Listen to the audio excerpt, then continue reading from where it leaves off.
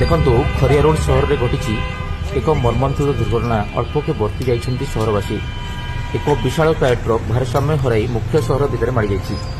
ସହରର ମୁଖ୍ୟ Jiji cloth centre ପାଖର ଦୃଶ୍ୟ ଦେଖନ୍ତୁ କେମିତି ଟ୍ରକ୍ ମାଡ଼ିଯାଇଛି ଦୋକାନ ନିକଟକୁ ଏବଂ ଦୋକାନ ପାଖରେ ଥିବା ସ୍କୁଟି ସହ ବିଭିନ୍ନ ସାମଗ୍ରୀକୁ ଦଲି ଚକଟି ନଷ୍ଟ କରିଦେଇଛି।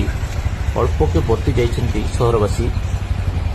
ସକାଳୁ ସକାଳୁ ଯାଉଥିବା ଏକ ବଡ଼ ଟ୍ରକ୍ ଡ୍ରାଇଭର କୁଆଡ଼େ ଶୋଇ ପଡ଼ିଛନ୍ତି। ସିଧା ଟ୍ରକ୍ ମାଡ଼ିଯାଇଛି ଦୋକାନ ଆଡ଼କୁ। ଏମିତି ବି ସହର ଜିଲ୍ଲାର ସବୁଠାରୁ ପୁରୁଣା ସହର ହେଲେ ବି ଖରିଆ ରୋଡରେ ଆଜି ବି ଟ୍ରାଫିକ୍ ବ୍ୟବସ୍ଥା ଅସଂଯତ ଅବସ୍ଥାରେ ପଡ଼ି ରହିଛି।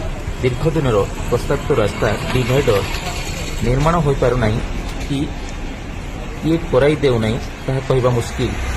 ରାସ୍ତା ତଳରେ ଗାଡ଼ି, ଗ୍ୟାରେଜ, ଦୋକାନ ସବୁ ଲମ୍ବି ବଢ଼ିଯାଇଛି। କୌଣସି ବି ମୁହୂର୍ତ୍ତରେ ଏମିତି ଏକ ବଡ଼ ଅଘଟଣ ଘଟିବେ କୋଟି କୋଟି ଟଙ୍କାର ଧନ ଜୀବନ ନଷ୍ଟ କରିଦେବ। ଦେଖନ୍ତୁ ଟ୍ରକ୍ କେମିତି ମାଡ଼ି ଯାଇଛି।